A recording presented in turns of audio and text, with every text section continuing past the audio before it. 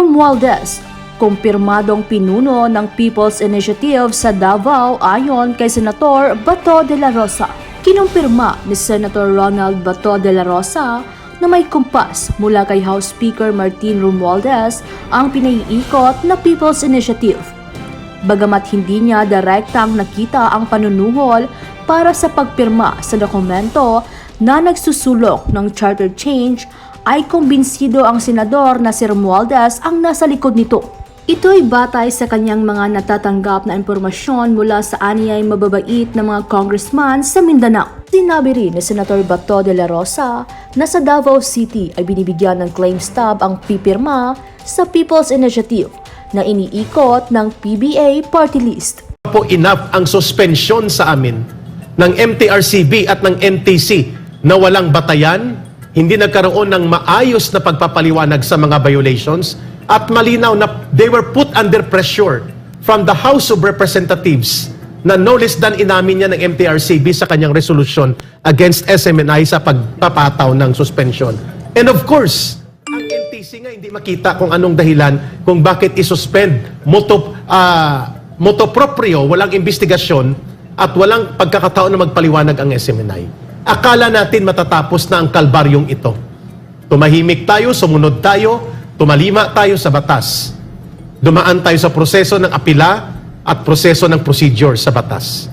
Subalit ano po itong sumambulat ngayong araw na ito na isiniwalat po Ma'am Lorraine, Brother Franco, ni Attorney Sal Panelo kanina sa programang Problema Nyo Itawag kay Panelo.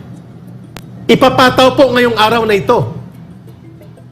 Anytime today, mawawala po kami sa ere ng National Telecommunications ang indefinite suspension. Hanggat gusto nilang sarado ang SMNI, TV and radio station all over the country ay mawawala po kami in a matter of few hours from now. Akala po natin tapos na ang panahon ng martial law. Akala po natin nangyayari lamang ang ganitong pangbubusal at pag-apak sa kapangyarihan o sa karapatan ng mamamayan sa panahon na may diniklarang martial law para i-control ang impormasyon. Bakit nangyayari po ito ngayon, mga kababayan? Bakit po namin ito isinisiwalat?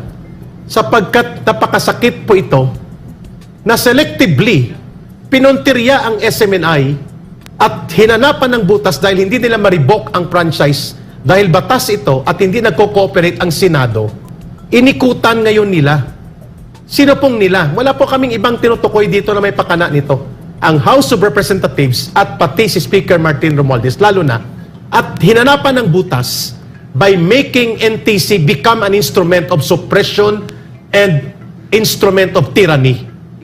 Ang nakakabahala po nito, dahil may batas na hanggang 2044, ang SMNI, Ma'am Lorraine, Brother Franco, hindi nila kaya itong ibaliwala dahil kailangan ng Senado magsuporta. Ngayon, inikutan nila, NTC ang ginamit. Ang malaking katanungan, Mr. President, after na binigyan mo ng pansin ang Coldplay concert using 4 helicopters na pumunta ka doon, wala kaming question doon kasi prerogative mo yun. Bawal yun. Kaya nga ma'am. Bawal Pero yun. bilang presidente, hindi ba mahalaga sa'yo na ang isang legitimate media at ang isang lehitimong nagpapahayag at bahagi po ng demokrasya ay binubusalan ng opisina na under sa opisina mo. Pero ang pressure nanggagaling sa pinsan mo. Hanggang kailan po magtitiis ang taong bayan? Just because ito lang ang istasyon na naninindigan na magtanong ng katotohanan, idepensa ang mamamayan laban sa terorismo ng CPP, NPA, NDF at dahil nagagamit ang alliance na ito ngayon ng isang paksyon sa politiko, ng mga politiko sa Kongreso, pababayaan po ba ninyo ito, Mr. President? Are you not going to summon the highly irregular, scandalous and anomalous exercise of very blatant and brazen abuse of power of NTC which is under your office, under ito sa Office of the President, itong opisina na ito? Bakit ganito ang inaharap ng taong bayan? May selected or selective martial law ba, Mr. President? Do you still value press freedom? And do you still respect the right of the people to speak out in a free democracy? Kung ganun, bakit po nangyayari ito? sa SMNI itong walang saysay, walang kabuluhan at lapastangan na order ng indefinite suspension ng abusadong opisina under you na National Telecommunications Commission. Ma'am Lorraine, Brother Franco. I'll need to correct you a little bit, Erica. Yeah. I'm not that sad. No, I'm not that sad. Parang I expected this kasi I'm more, I think it's interesting. I think it's interesting kasi more than anything, ang nasasakdal dito ay ang Marcos administration. It's really not SMNI that's on trial right now. It's NTC, it's MTRCB, it's basically the Marcos administration that all of this, yung pagtatanggal ng napakahalaga na freedom of the press, no, ay nangyayari. It's never happened before except during the time of his Marshall. father, no, of his father. So, yeah, we can blame Congress, we can blame Speaker Martin Romualdez, but the buck stops with the President. This is your administration where all of this very blatant abuse of power is happening, and it's quite shameless, no? I mean, it's very arbitrary, wala nga wala nga mabigay na maayos na Paliwanag. rason, no, kung bakit sinususpend, not just suspend but indefinitely, no, ang franchise ng hindi mata franchise, no, basta ang operations ng SMNI. So parang for me, actually I'm very positive about it. I don't know why, kasi I think during the arbitrary and illegal detention nung namin ni Eric noon sa Kongreso, ang nanalo doon ang taong bayan, no. Nakita ko yung kapangyarihan ng taong bayan na nagsasanib puwersa. At wala silang magawa kundi pinakawalan kami itong abusadong Kongreso na ito, na kung saan wala ka narinig na kahit na isang salita sa Pangulo. No, very blatant and Deafening silence. very, very blatant and very shameless, arrogant abuse of power, no? So, ang nakikita ko talaga dito, no, yung isa sa buhay natin yung laban kasama ang bayan. At ang Pilipinas kasi, ang Pilipino, napakalaki ng tiwala ko talaga sa Pilipino at saka yung faith ko sa Pilipino hindi nawawala. Kasi yung my journey kasi with NTFL has really shown me, no, yung power ng taong bayan, na yung 50 plus years ng pang-aabuso ng CPP, NPA, NDF, ginanyan nyo sinangganin nyo, di ba? So that all those amazing accomplishments against the CPP, NPA, NDF, nangyari dahil sa inyo yon. Yes. No? So how can I lose faith? And it has been a very personal journey with the Filipino people. Kasi I went down on the ground, I spoke to the people, I still do it now, no? So I can hear you and I can feel you and I can touch you, I can embrace you, and I know the strength of the Filipino people, and I know that they will not take this sitting down and that it is registering. Yeah. No? And this is wonderful because we're going towards an election year, and not only that, no, there is a chance to take away, no? It's not a clean slate, but most likely, what's that? What happened? Yun na, no signal na tayo. Ipagtanggol through propaganda operation here and in abroad ang mga ginagawa ng CPP, NPA, NDF. Yan po ang tungkulin ni Teddy Casino. Yes. All for the purpose of recruitment.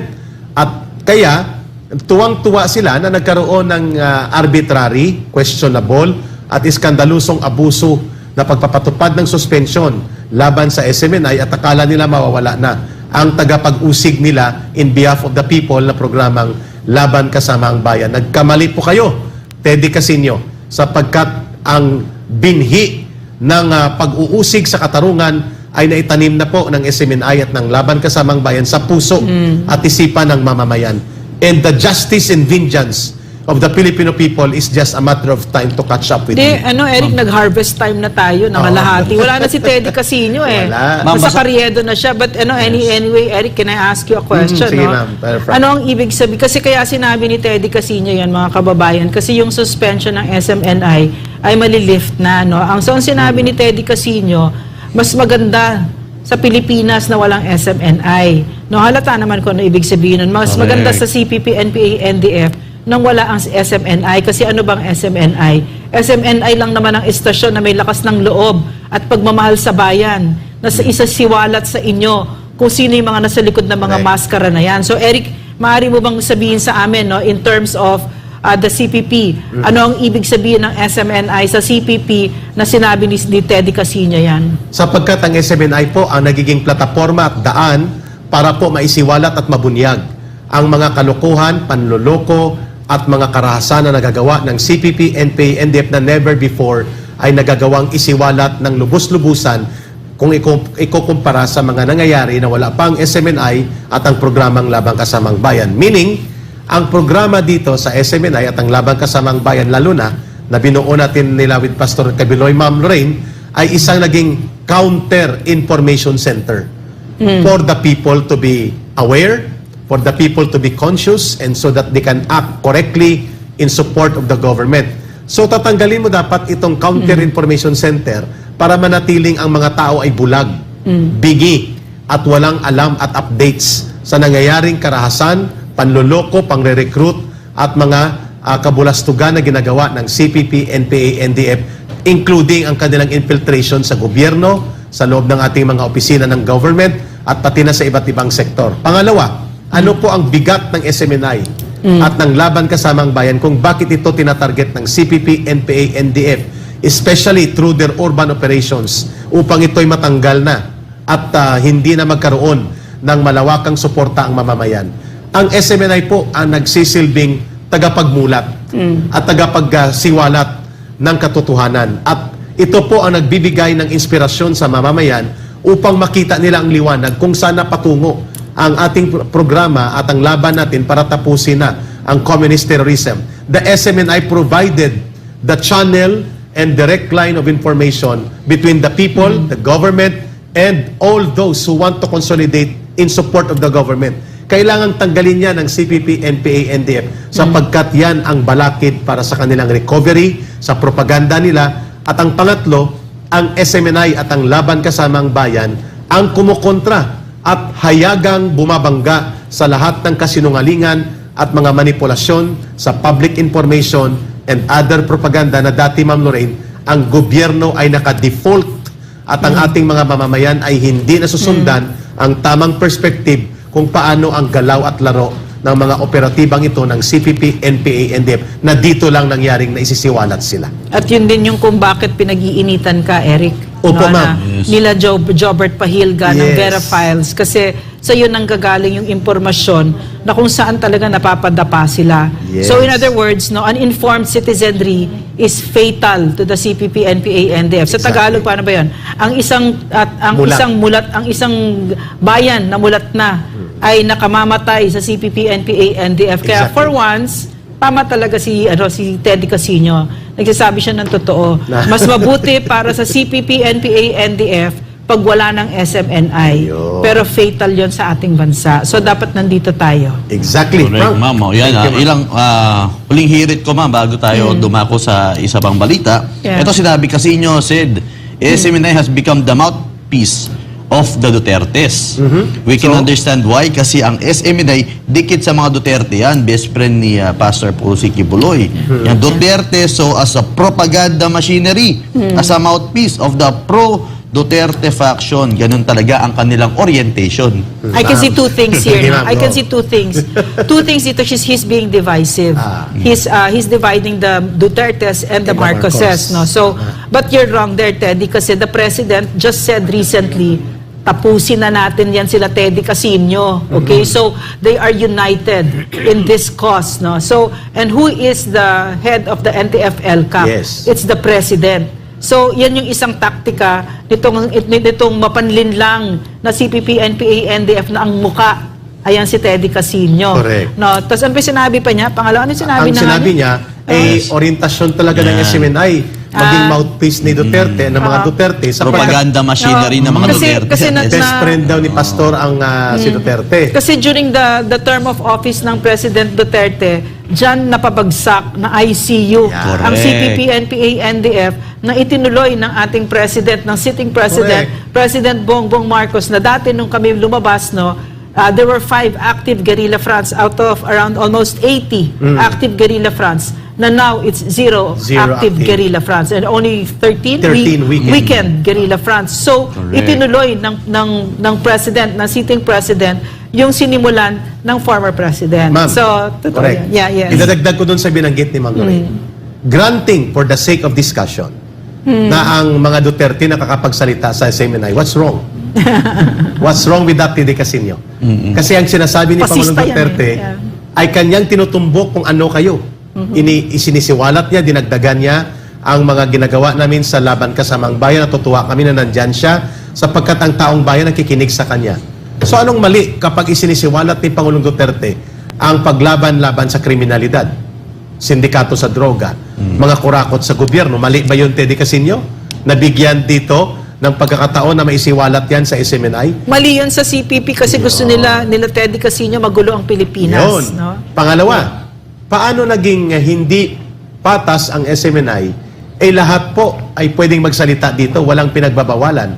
Kayo lang ang hindi pumupunta dito. In fact, if you will be available tomorrow, Carol Arroyo, ikaw, si Atom, si Franz Castro, i-accommodate namin kami tag 20 minutes interaction.